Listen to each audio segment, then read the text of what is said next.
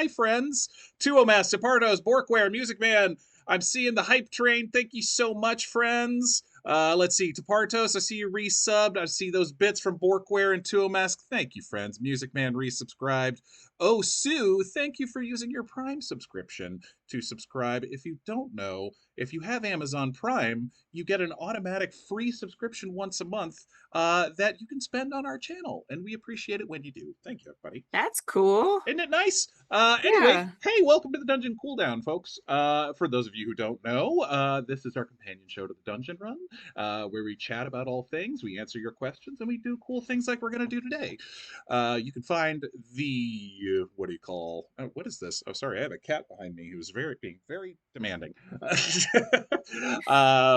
Let's see. But yes, you can find the VODs of this on our Patreon. So subscribe now, patreon.com/the Dungeon Run. We put a lot of cool stuff up there, including discounts on the new Campaign 2 merch. We have some amazing merch. You can get if you want a Coco Aldershadow t-shirt, you can get one right now. Oh my gosh, I have to get one. I know. If you want an Octavius box cutter shirt, you can get one. If you want a map of Toss, the North Island, to figure out where the heck we are, you can get one of those too. It's fantastic. Betty, calm down. I have to pull up Betty in front of camera here in a second. She's knocking my background all around. So we don't think that you're crazy? I mean, you can think that all you like. It's probably somewhat accurate. Or maybe not crazy. I guess that word's being phased I out. know, thank you. Yes. Yeah. Mentally tormented by my cats is another phrase. How about that? But the other thing I wanted to say, speaking of Patreon, is we put up a new cast secret yesterday by Mr. Adam Sleman, Cristobal de la Cruz, which has to be seen to be believed. I mean, it's chef's kiss. Like, It is. mwah. It is Adam as Cristobal giving fashion advice. That is what I will say. The rest I leave to you. Go and watch it now. Betty is not a black cat. Betty White is a white cat. She had the name Betty White when we adopted her, and it just seemed to fit. She's around, but she wants treats, I think, and that's what she's looking for. Anyway, you've had them already. Anyway, hi, Kari. Hi.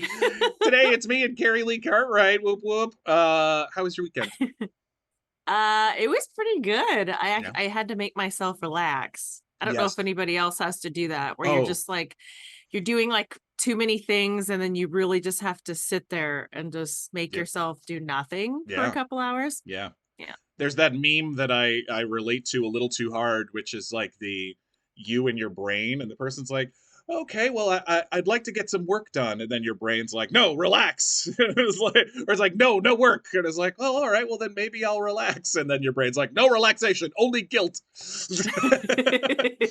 it's like, oof. Yeah. Anxiety brain's funny, isn't it? It's great. But so you were able to successfully make yourself relax? I was, yeah. Okay. Yeah. I played some mindless game on my phone and Great. Always watched a terrible reality show, but it was wonderful. Which one? Which terrible reality show are you enjoying right now? Below Deck. Oh, that is terrible. Yeah, it's terrible, but it's actually kind of interesting. I don't know. Just to see like what yacht life, like that boat world is. It's kind of fascinating. Sure. Yeah. It's also kind of gross parts of it, but yeah. Yeah. Yeah, I've never been on like a, what do they call them, like super yachts or anything like that. But You haven't chartered a mega yacht? I have not. Personally, working up to it. Hashtag goals. But we'll see. Maybe someday. Maybe someday I'll get there. No, but my dad did have a boat growing up that we kept on Lake Erie. It was like a 30-footer. It wasn't small, and so I've been on boats, but nothing near that size. Nothing where you pay people to be your crew and you charter it for that. That's nothing even remotely like that. Yeah. Well, maybe we'll do an episode of the Dungeon Run from a mega yacht. Oh, hey, that's maybe a mega yacht wants to sponsor us. Hey, Take mega us yacht to the companies. Mediterranean. do your people like D&D? Come sponsor the dungeon run. Yeah. I think that works. It would actually be so fun to like have a big old yacht full of like D&Ders and just that would be amazing. Have a good old time. There is, Kari, I don't know if you know this, there is a company that does something called D&D in a castle, where they fly people to like the UK or something, and for the week or weekend you play D&D in an actual castle. So D&D on a yacht, I mean, sure, why not? Yeah. Okay, let's make it happen. We'll put it on the goal sheet. Making it happen. But let's see. So the biggest thing we wanted to do today, we've got some of your questions from Patreon. We'd love you. Adam Slemon says he'd come. AS Lemon. Wait, I assume that's Adam Slemon. AS Lemon. I feel like Adam would definitely have to dress as Cristobal. Oh, 100%. Because that is like yacht life. 100%. That wear. Thank you. Yes, yeah. Does Cristobal enjoy the yachts? Actually, I mean, none of us can really travel by boat on the islands, can we? Because it's pretty much storms everywhere.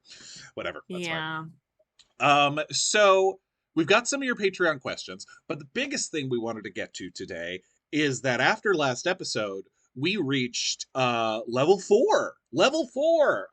We leveled up. Now, for those of you who don't know this, we've said it before. If Kari looks terrified right now, it's because Kari Lee Cartwright is very new to this game we call Dungeons and Dragons. Yeah. And this is your first level up. Yes. Because, you guys, I promise I'm not a dum-dum in real life. I just play one in D&D. I would never describe you or Coco as a dum-dum. It's like Pollyanna-ish, slightly, sure. Yeah. But if you had grown up in the Feywild, you would be a little odd too. Given their background, it makes all the sense in the world. I mean, yeah. I don't question it. But yes, so because we started at level 3, so that means that this is your first level up. And Kari, I don't want to intimidate you a little bit, but level 3 to level 4 is actually a pretty big, it's a very important time in a young character's life. What would you compare it to? Why is that such a big level up? Why would it be bigger than 4 to 5 or 5 to 6? I'll get to it. Because so level 2 to level 3 is very big. So we started because, it's big for most classes, because most classes select your subclass at level 3. So you were Coco for levels 1 and 2 was just a ranger. But at level 3, the game allows you to pick. It's like a way to further customize your character as you move up in experience and gain more power. And the game gets harder too. That's the downside of leveling up, is it means the enemies are going to get harder. But you get more hit points. You get more cool stuff. But so level 2 to 3 is important. But but what happens at level 4 for most characters is, by the way, Pack Fallstar, I see you with the resub. Thank you so much. I'm seeing, and we had a hype train, and 2O Mask gave Adam a tier 1 sub. That's very sweet. Thank you. Adam, you just got gifted your first sub to the channel. Congrats. So at level 4, you get two things can happen, which is that periodically throughout the game allows you to either increase your stats. So, strength, dex, con, wisdom. You can, at level 4, you can choose to increase one of those stats by 2 or 2 of them by 1. Okay. So if you wanted to go, I believe your dexterity is 16 right now. Is that right? You guys, so for those who don't know, because I am the newbie, it takes me just a little bit longer to find things. Sure, and so I'm the in on the show. So we learn together. So if there are newbies out there, you're also thinking, we love it. Where is that on this page? It's under your dexterity with your, let's see, the web page. But you said 16? Well, yeah. You're a +3 or a +2? Oh, so it's not under your main things. No, skills. It's under your main skills. No, it's main abilities. Oh, I see. +3. Oh, I see. if anybody can see this. Oh, it's on See, that's right. Okay. I didn't know if you had oh, it's digital too or blurry. Yeah. yeah, your paper sheet. Okay. Well, because I just have to say, for me personally, it gets a little bit confusing because these are the same things. There's three different columns of the same thing. There's like strength, dexterity, Yes. constitution, intelligence, blah, blah, blah. Correct. But that's also different numbers in the saving throws, same things. Correct. And some of the, oh no, not in skills. That's not a skill. You've hit on something, which is D&D is confusing. We know this. Now, the other good thing is that it's like an onion that you can just keep peeling forever and find better layers. Is the middle of the onion better than the end? Never mind. Whatever. Forget that. It's very sweet. Yeah. Okay. The middle of the onion is very sweet. Get to that sweet center of the onion. That's what we're trying to do. So, okay, level 4, it gives you the opportunity of increasing one of those scores, which are your main scores. Those scores affect everything. Mm-hmm. One of those scores by 2, or 2 of them by 1. So if you wanted to take your dexterity from a 16 to an 18, you could do that. Mm-hmm. Or if you wanted to increase your wisdom and your charisma each by 1, you could do that. Or, and this is what we're going to be talking about a lot today, there are these beautiful things called feats. Featsies. F-E-A-T. I was going to say. Now, sometimes it's just a good idea to up your scores, get yourself a little more powerful, get yourself some stuff, But feats are a really cool thing, an option to continue to customize your character in often crazy and inventive ways. It's ways to give yourself little extra skills that you wouldn't otherwise get as a Fey Wanderer Ranger. Like what? I'm very interested. Okay. Let's go shopping. Let's shop. Let's shop. Okay. All right. Because I prepared for this because I wrote down a few feats that might make sense for Ms. Coco Aldershadow. And if anybody has any suggestions, have at it. Please tell it in the chat, and then Morgan will. For instance, I can talk about it myself. Okay, so for what I'm doing for Val is a 4th level fighter now. And he is. So I took a feat to give myself. So I got that lovely card. From the poll a couple episodes ago, where I got max hit points on our next level up. So that's the other thing we need to do is we need to roll Coco's new max hit points. Okay. Tiny Misfortune, I'm seeing. Welcome to first time chat. Welcome first time viewer. Happy you're here. But hi. Yes, hi. But so Val is a 4th level fighter.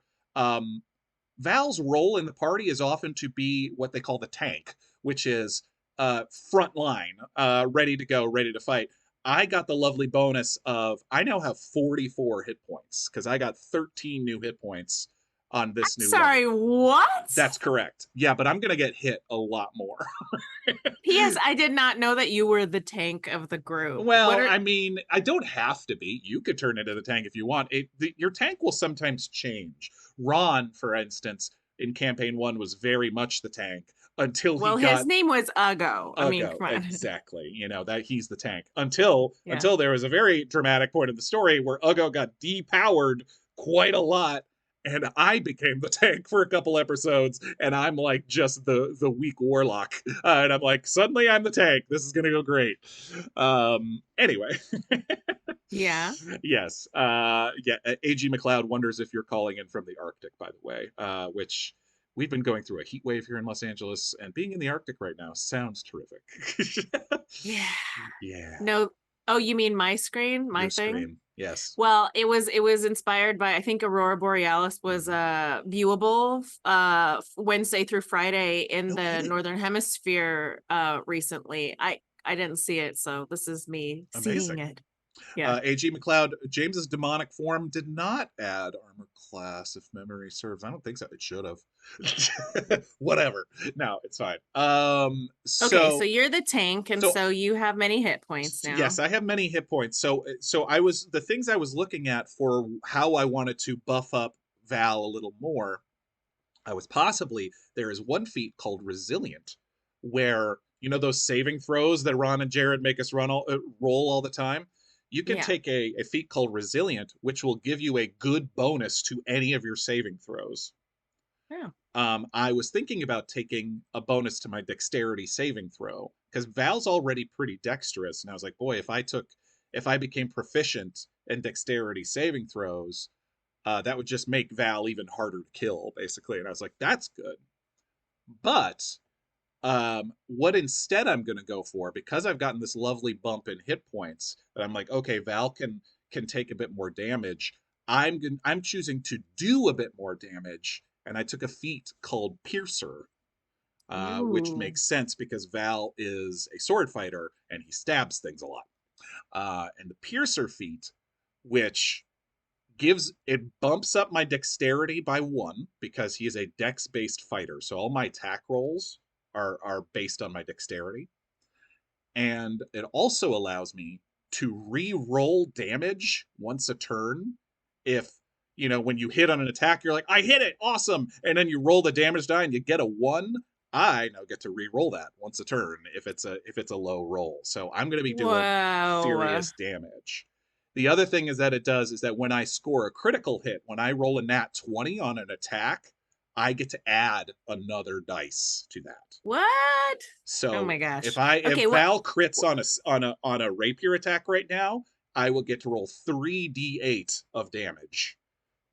Which yeah. So Val's gonna be stabby, very good at it. So that's good because Val's a little bit angry. Okay, yes, he is. Which you haven't watched Val's Session 0. You were told not to. Everyone, we haven't watched each other's Session 0s. But Val's Session 0 was kind of traumatic, and then literally he just got yanked out of it, and you're just sort of left to think about all these things and all these people and all this stuff going wrong in your life, and now you have to, but by the way, you've been chosen for this. I'm like, screw that. I got stuff to do, man. And we have yet even to get to most of that in game, but it's like, yeah, Val's angry. Val is ticked off about things. Yes. So anyway. Okay, so what can Coco shop for feats? Okay, so being a wood elf, there is one feat, for instance, this is the first one I wrote. Being a wood elf, there is one feat that is only available to wood elves. So it's a prerequisite. It's special just for you, called Wood Elf Magic. Now, what this basically is, it would be Coco tapping into even more of their power as a wood elf and the natural abilities that come with being a wood elf. Okay. Now, this is fun things. You learn one druid cantrip of your choice. For instance, remember when you were watching Tustin last episode doing that conjure bonfire, and you're like, ooh, I want to do that? You could do that. Oh. Cantrip. But it would have to be specifically like one thing. Yes, it's one cantrip. So and cantrips are spells that you can cast as much as you want. You could do it at will. But druid cantrips, druids are, it's specifically like nature magic, or what they call primal magic. So you learn one druid cantrip you can pick from the druid cantrip list and pick any of those. You also get 2 more spells, each of which you'll be able to cast once a day without expending a spell slot. Those spells are Longstrider, which is that you touch a creature, that creature's speed increases by 10 feet until the spell ends. So basically, if you wanted to move 45 feet a turn, you could. But to move somebody else. Or you could be yourself or someone else. Oh, so touching creature means touching myself. It could be, yeah. Or another creature. Yeah, it's rare that it doesn't mean you as well. Most of the time it means. Okay. But you can give it to someone else or yourself. But would it mean like if I were sorry. No, you're fine. If I were touching say I wanted to give this ability to Val. Yeah. I'm touching Val. Does that mean we're both walking together or just one? Okay. Gotcha. No, but you're already a little faster than Val, for instance. Your Yeah. speed's 35 feet. My speed Yeah. is 30. So if you gave me this spell, which lasts an hour, and you don't have to concentrate on it, which is nice. So for an hour, thank you, Tiny Misfortunes. I'm trying to do a good job. I love playing D&D with new players. So thank goodness. But yeah, Long Strider basically. So yeah, it would bump Val's speed from 30 feet to 40 feet a turn. Okay. So that's a useful spell. That again. Okay, what else? What else you got? The other thing. Sorry, what were you gonna say? The other thing it would allow you is the other spell it would give you is Pass Without a Trace, which is a super useful spell. Now again, you as a ranger have spell slots. You have spells you can already cast, but what this feat would do would mean that you could cast these without even using your spell slots. So if you wanted to cast, because you have like Cure Wounds and Ensnaring Strike, which you use a bunch. If you wanted to cast, you could cast Ensnaring Strike 3 times and still cast Long Strider and Pass Without a Trace. Yes, more spell cards. Adam made me these. They're beautiful. Pass Without a Trace, basically, you can choose up to how many? It's a bunch. Okay, every creature within 30 feet of you, if you choose, can get an extra +10 to their stealth. So if the group of us were wanting to sneak past the Lacrota or something like that, and Jared and Ron made us roll a group stealth check, if you cast Pass Without a Trace, we all would get to add +10 to that stealth check. It's a great spell. Okay. We didn't have it in campaign 1, and the number of times we should have had it. It's like, oh gosh, I wish we had the spell. We never did. Okay. Fantastic spell. So that would be Wood Elf magic. That's the Wood Elf magic feat. So you get one cool nature-y cantrip and those 2 spells. Okay. That you can get to cast once a day.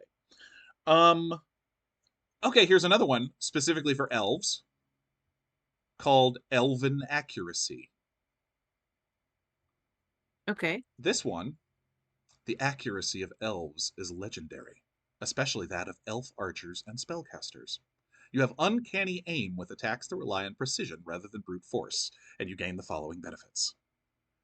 A.G. McLeod, am I referring to a heist gone wrong? Maybe. I'm also referring to many other times when we failed stealth checks and Jared facepalmed. Okay. So Elven Accuracy would allow you to increase your dexterity, your intelligence, your wisdom, or your charisma, one of those 4, by 1. Okay. So you can take your dexterity up to 17 if you want. Now, I don't love this one as much looking at it.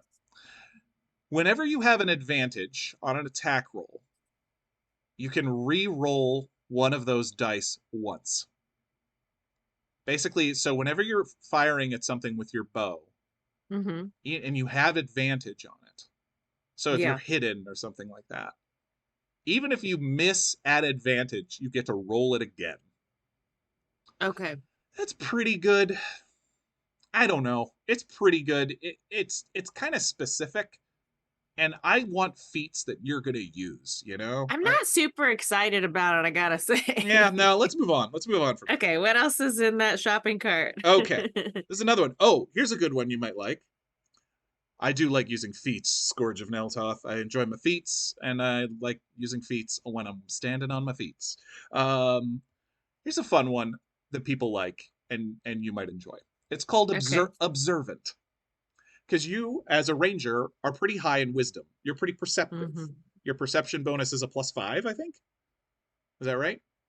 +5, yeah. Okay. So this would make you super observant. 1, you get to increase your intelligence or your wisdom score by 1. Okay. So you could take your wisdom up another point if you wanted. And I could take intelligence to 1. Yes. No, No. it's 0. What's your your intelligence is at 10. You would take it up to 11. You'd still be plus Oh, yes, 0, it's 10. actually. Yeah, You plus would still 0. be plus 0, unfortunately. Yeah, but you can take your intelligence up if you wanted. This is the other Sure. things. So, if you are observant, you can read lips. If you can see a creature's mouth while it is speaking a language that you understand, you can read its lips. I mean, so far, I gotta say, we haven't really happened upon True. anybody where the other languages Not are yet. necessary. But Yeah. it doesn't mean that, I mean, I could read if I could see them from far away. And I Right. can see really well, You even can. in rough weather. This is true. Mhm. The other thing that Okay. this would do is it adds a +5 bonus to your passive perception and your passive investigation. And what that means is how perceptive you are without even having to roll for things. Your Uh, passive perception is already 15, so this would mhm. take you up to a passive perception of 20, Oh, which basically means just sitting there, Coco doesn't miss much. yeah. This and basically I would talk to Ron and Jared about what that means for Coco. Basically, it's like you're constantly catching things. You're super observant.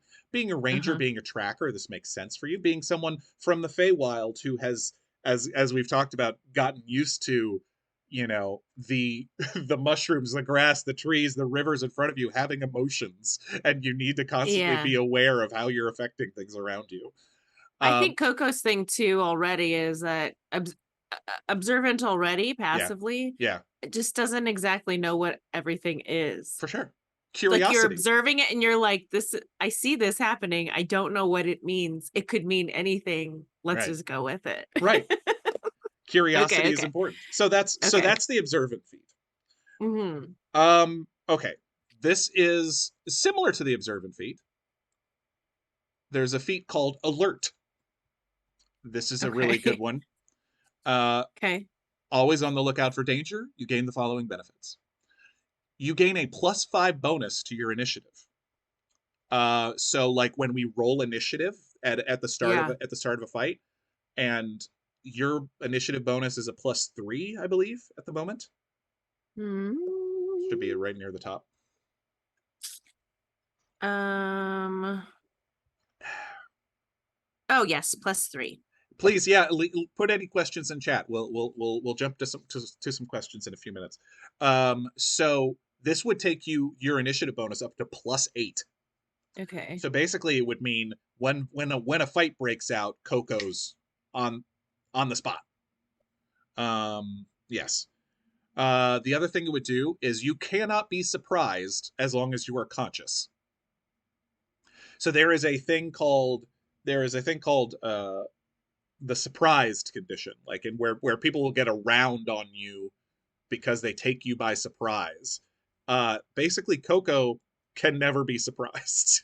You can't be ambushed. You basically Okay. your reactions are that fast. Okay. Um, the other thing is other creatures, if someone takes an attack on you that you can't see, like a sneak attack, they do not get advantage on the attack rolls because Coco is so observant, basically, and can catch. Okay. So alert. Okay. Does that make sense? Yeah, so like okay, so say Coco say there's the surprise Mm-hmm. attack that's not really a surprise because Coco knows about it. Is Right. it just one of those things sort of like with observant where it's like I see it, I know it's happening, but I can't necessarily do anything about it. Do you know what I mean? Right. Do you know? Yes. Yeah. Like, oh, I see it coming. It's like watching a really slow train wreck or car crash where you're just like, nope, this is happening. Right. I mean, yeah, basically this would allow you to, and because your initiative bonus is so high, this would allow you to take action faster if something were to happen. Okay. Can I ask something kind of, I don't know the Yeah, answer. go I ahead. don't know if this is even Be my a real guest. question. Okay. So if I have that alertness, Mm-hmm. and I am able to tell my party, Mm-hmm. here they come, people are coming, blah, blah, blah, whatever. Does that somehow give them an advantage when they're rolling to start the fight? Sometimes. Okay. Normally, if we are all surprised, but Coco isn't, and normally, like, it would probably mean that that Coco gets to act, that she gets to act, while the rest of us kind of are playing catch up for a second.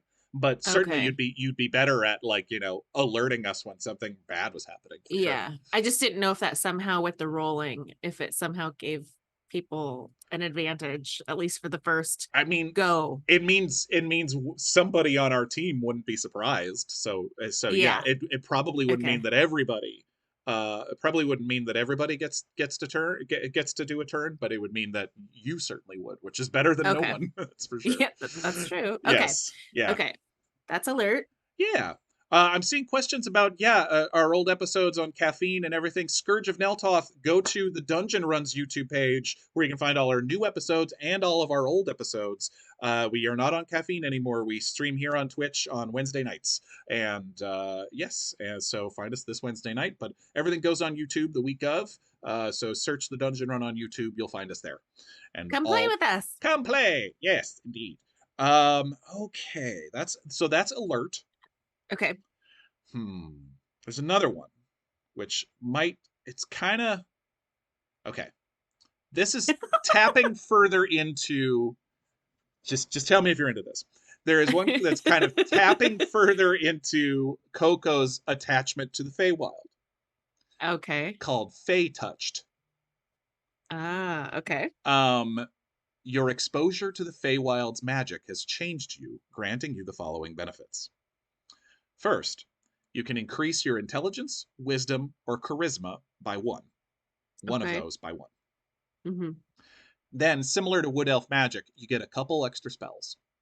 One of them is Misty Step, which is a great spell. I even like the name of it. Doesn't that sound cool, you guys? Yes. Misty Step, first of all, awesome thing about Misty Step, I had it in campaign 1. It's a great spell. Because first, it's a bonus action. Oh, okay. And it's teleportation. Oh! Now, it's pretty limited. It's 30 feet. I mean, okay. But basically, bonus. So for instance, if an enemy was 60 feet away from you and you wanted to get to them to attack, normally you'd have to dash. You'd have to take your 30 feet or your 35 feet and then dash again and use your action. However, with Misty Step, you can run 30 feet, bonus action, teleport another 30 feet, and then you're right there, and you still have your action and can attack. Oh, okay. Or if someone's, oh gosh, you know when Misty Step would have been amazing? This last week when the zombies had you grappled, the number of times I was grappled in campaign 1 because my character was super weak, he had a 9 strength, I could just teleport out of danger. Mm-hmm. So, but can you, if you're in active grapple, yep, you can just disappear? Correct. That's fascinating. You just go poof, I'm out of here. That seems kind of nuts, no? It's kind of nuts. It is kind of nuts, but it's awesome. That's pretty cool. Okay. Fey Touch, you would only get to I think. What's the question? Oh, you can cast this spell once. AG McLeod asked, does Misty Step have limits? So with the Fey Touched feat, you would only get to cast it once a day without expending a spell slot. Oh. And then it would good question. Once a day. Okay. Once you get second level spell slots, you can cast it another time using your second level spell slots, but as a ranger, you do not have second level spell slots yet. But yes. It was at the last word you said? Okay, yet. Okay. You will get second level spell slots soon, but you don't have them yet. So how come the spell slots don't advance with the levels? They do for some. You are not, rangers, paladins are not what they call full casters.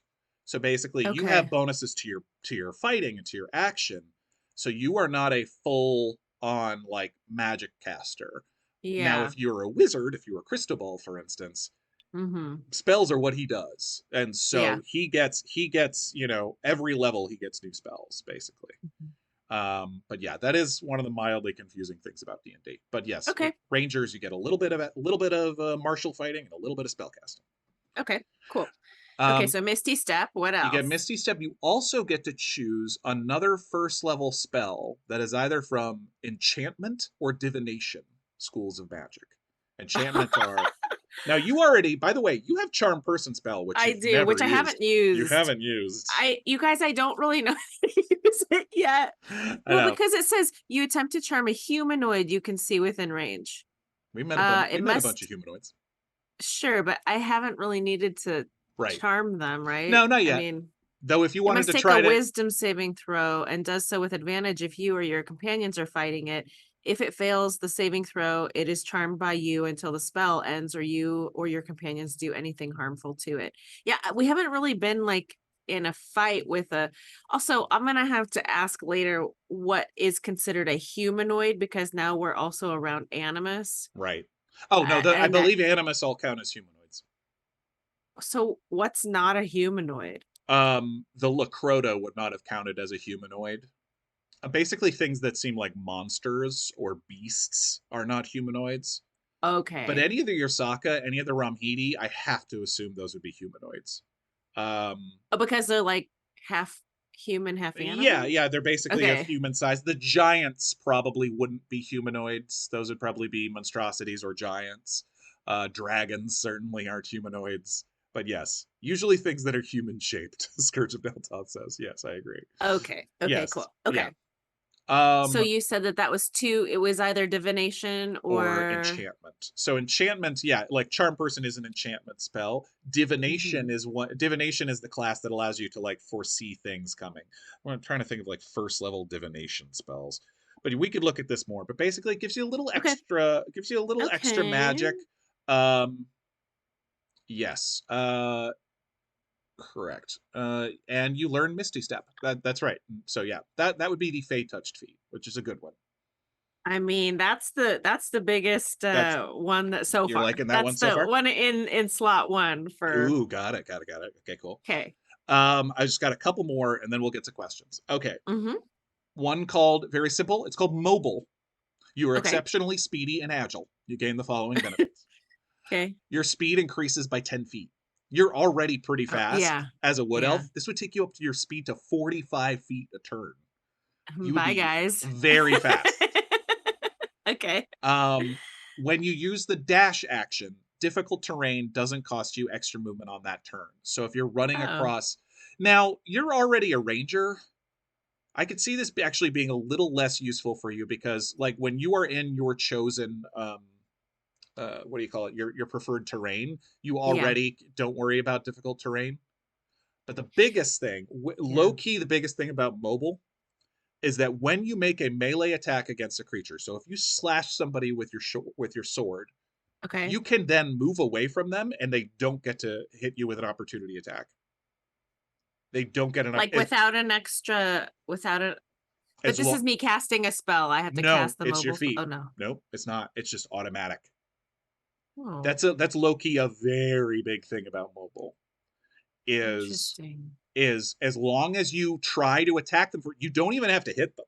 As long as you take an attack against them, you can then move away from them, and they do not get an opportunity attack. That's a big thing about the mobile feat. Okay.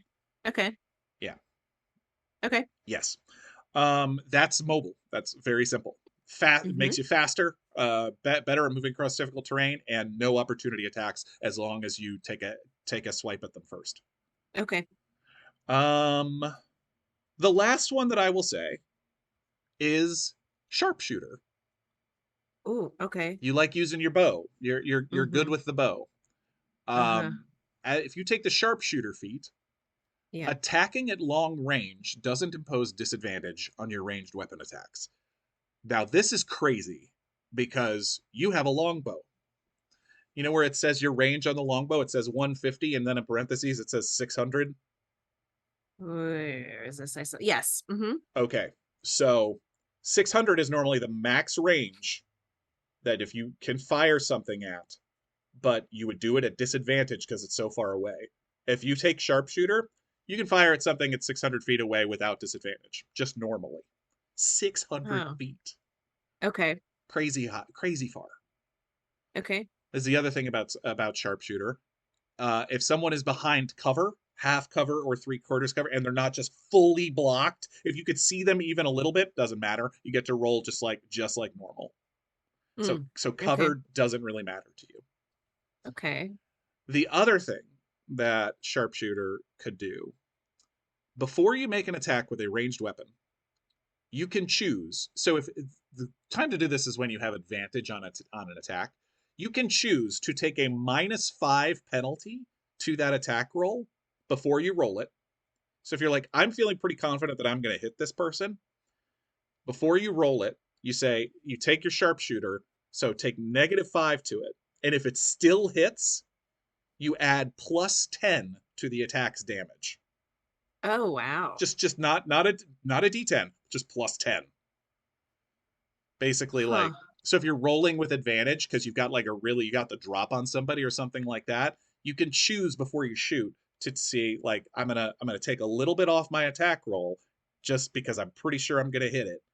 And if you do hit it, +10 to the damage. So okay. Yes, that is sharpshooter. Okay. And these are most of what is available for There's purchase? a bunch of others. There's a bunch of others. Skill expert is a great one where you can get a little better at your skills. You can choose skills that you're like doubly good at or something. If you want to, you know, like something like survival or something like that. The resilient, the one I mentioned earlier that would make you proficient in saving throws, I thought it's like, if any of us wanted to become better in constitution saving throws that we're rolling so much because we're in this Arctic setting, that would make sense. But yeah, those are my suggestions for feats. Now, having been through all of this, the easiest way might just be, it's never not necessarily a bad idea to just bump up your stats by taking the ability score improvement that we talked about at the very beginning, which is like, you could just take your dexterity up 2 or your wisdom up 2. But yeah, so that's a lot to consider. But sounded like you were liking Fey Touched and Alert, or no? What were you like? Or Fey Touched and Mobile, or what were? Fey Touched and Alert sounded pretty good. Yeah. Fey Touched just sounded like the most fun. Misty Step is so much fun. Yeah. Just getting to teleport all of a sudden. Fun. Exactly. Yeah. That's what we're here to do. We're here to have fun. Okay, so leveling up, since we're level 4 now, this means that I get to just choose either I choose 1 feat or you bump up your scores. The other biggest thing we need to do is to roll your new hit die. Okay. So Coco, what is Coco's max hit points right now? It's like 28 or something? Yeah, 28. But I'm currently at, well, it doesn't matter, but I'm 14 right now. Right. You got messed up last episode. Yeah. So when you level up, you get to increase your maximum hit points. Okay. So, and since did everybody on our team just roll this on their own? Most of the time, yeah. I didn't have to roll again because I had that lovely card that said you get max. So I got. You guys, D&D's a real trust fall, isn't it? Kind of. You have to really trust the people you play with. Absolutely. They're like, I rolled a 10. I also rolled a 10. We do use a nice rule that if you get a 1, you get to re-roll it because 1s suck. Okay. So since you're a ranger, you get a D10. Your hit die is a D10. So do you have a D10 there in front of you? I do. What's your constitution bonus? Is it +2 or +1? Constitution bonus. I'm looking at where that lives on this page. On the left side, and in the under the main things under dexterity. Oh, +2. Okay, great. So you're gonna roll a D10. Okay. And add 2, and that's your new max hit. That's your new max hit points, or you add that to your max hit points. Okay, here I go. 8 yeah! is what I rolled. 10 plus 10. Yeah! So 38. That's great. Yeah. That's a good one. Woo-hoo! Okay, cool. Now, nice. I will have to double check this with Ron and Jared. I don't think you get 10 more hit points to your total, like so. Okay, not to the max, you mean? But no, so you just add it to the max. I think you're still at 14, but we'll have to double check that. Okay. You guys, I rolled pretty well. Okay. Heck yeah. If you'd have rolled a 2, I would have been bummed. Yeah. I'm gonna choose Fey Touched because that sounds fun. Okay, awesome. Rolling. Okay, and you're gonna increase your intelligence, your wisdom, or your charisma score by 1. Well, we can do the rest of that, but Fey Touched is what we're going to go with because we've got some questions we haven't gotten to. Okay, let's do it. I'm seeing everybody in everyone in chat's very happy for your dice rolling success. Thank you. Good job. Lovely. Okay, so we've got some questions. We're going to start with the Patreon questions, and then I saw a couple other in chat that we'll get to. But first of all, we had from Tapartos, Kari. Yes. Oh, this is kind of secret. Because I don't know what it's in reference to. Okay, all right. Kari, how do you think the group is going to react when and if they find out who helped you out of the Feywild? What's it talking about, Kari? You don't have to tell me, but you can answer this question as secretly as you want. I think that, I don't plug your ears, Morgan. Just kidding. I actually don't know. I'll give you 30 seconds. Okay. I actually don't know how they'll react. I mean, it depends on how they find out, right? I mean, I think that that's what is the key here is how somebody finds out information says a lot about how they're going to react to it when they find it out, no matter what it is. So I don't know. And that's my answer. How's that? Ta-da! Come on, Morgan. Okay, am I good? Yeah. Fascinating. Who helped you out of the Feywild, Kari? What have you gotten us into? Amazing. I love it. That was fun. That is fun. I love the secret room aspect of our games. Honestly, I people are like, do you sneak and go watch things on the side? And honestly, as much as possible, I try not to, because I really enjoy the just kind of the non-meta nature of game playing, and just kind of like, no, I'm going to respond truthfully as best I can. Yep. Tapardo's question had a question for me. How is Val dealing with having someone else from his home area in the party? Is he starting to feel a kinship with Cristobal? No. Have you been watching? In short, no, he's not. No, I wouldn't call it a kinship.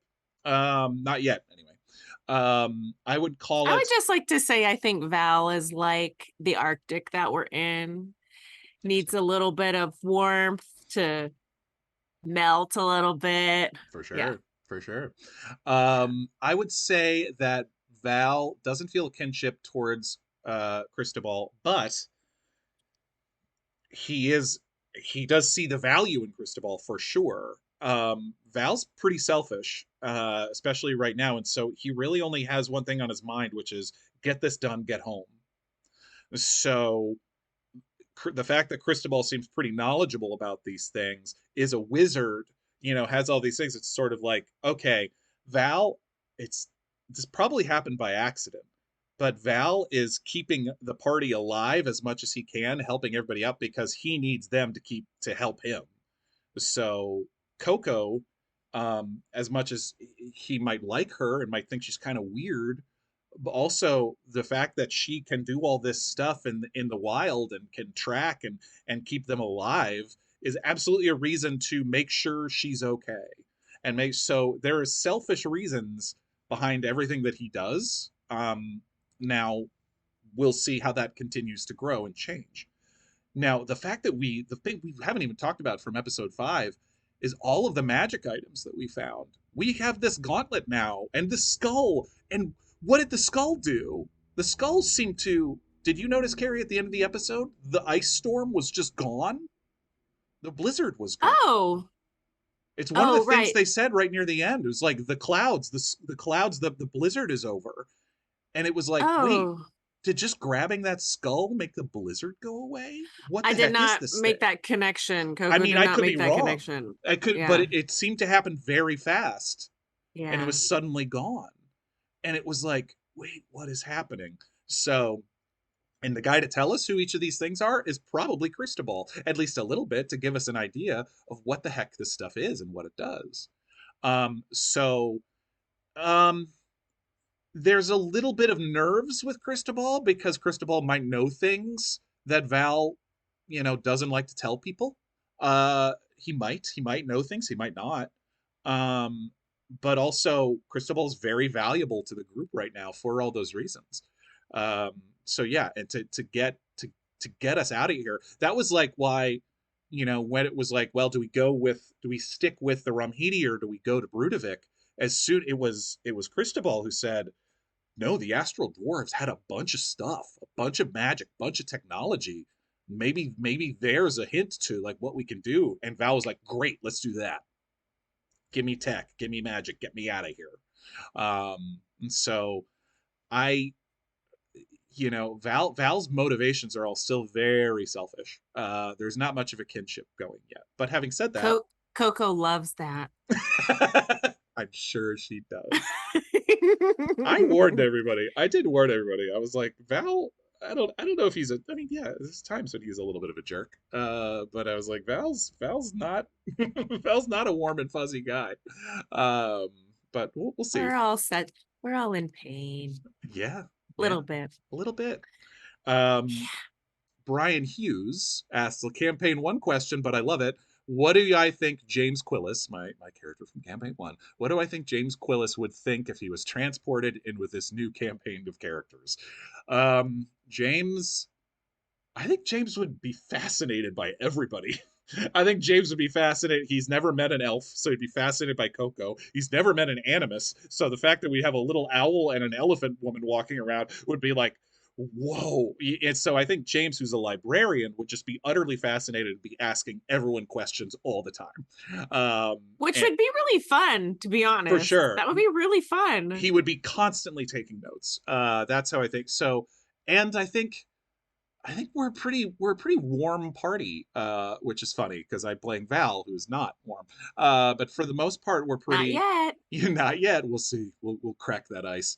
But I think James would probably enjoy that. James was certainly someone who had never had, I think I said at a certain point, he'd never had friends like that ever. And so, yeah, I think James would probably enjoy the fast kinship of this. And more curious and fascinated by what's going on than Val is, which is Val is very practical and like, get it done, get me out of here. Where are we? Let's do this. What do I need to stab to get out of here? But yes, that's my thoughts on what James Quillis would think of this. Thank you, Brian Hughes and Departos, for those lovely questions. I got some more here in chat. If you got any more questions, send them to us, folks. But I saw one specifically for Kari. Yes. A.G. McLeod asks, Kari, hi. What is Coco looking for in terms of this adventure? What's Coco looking for? I mean, that's a big question. What's your what's that acting thing where it's like, what's your Uber motivation? What's your I don't know. Well, I mean, obviously looking forward to going home, but also scared to go home because kind of where is home? What are they going to find? They know nothing's quite there, so they have to. Yeah, I think ultimately though, family, which is I think what a lot of us are looking for. I think Coco's going to go through kind of a journey of learning to trust, because I think Coco seems nice, but I don't know. It doesn't necessarily mean Coco trusts everybody. Why would you? Growing up in the Feywild again. Yeah, but I think like it's just easier to it's easier to function a certain way for survival for a while. Mm-hmm. I think what they're looking for though is connection and family, and themselves, really, because they kind of don't know who they are. They're still trying to figure it out, and everything is so strange. And I guess, even if you're 160 years old, you still don't really know who you are sometimes. Nope. Or 25, you guys. Or 25. One or the other. We're unsure. Yeah. I hope that answers your question, A.G. McLeod. Thanks for the question. No, I love that. I love people who are not quick to trust, but want to, and our old defense mechanisms and shields up and all that stuff. Like I'm trying really hard. I mean, it's like relationships, where it's like I'm trying not to be hurt, sometimes, or I'm trying to be vulnerable.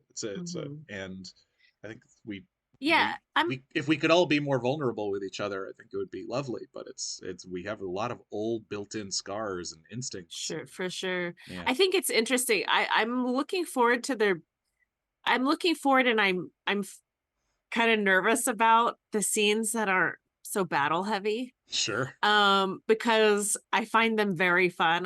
Meaning I same, find the battle heavy stuff fun, but sure, I'm nervous about the stuff where it's calmer, where you just naturally get to know people. yeah, Because I mean, there's a certain amount of things that you can find out about somebody by the way that they fight and the way that they stand up for somebody else or try to help somebody else or don't. Cristobal's like hanging in the trees back there, but I mean, it doesn't necessarily mean Cristobal's a bad person. It no, just, yeah, it's yep. just a little scaredy cat. Um, we think, who knows? So Val went yeah, back. Val went back when he could have left Coco in the clutches of a zombie last episode. yeah, and even Coco showed, I think, some pretty good bravery there in our Mhm. earlier fights and just kind of went for it. Sure.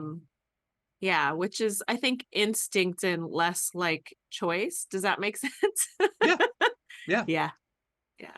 Yeah. I think it is this little bit of we all have to lean on each other, whether or not we want to admit it, and what kind of kinship that inspires, and what kind of and then how I love how you said that, where it's like you learn things in battle, you learn things about characters, but then in the in between, there's there's a lot that some of us aren't saying.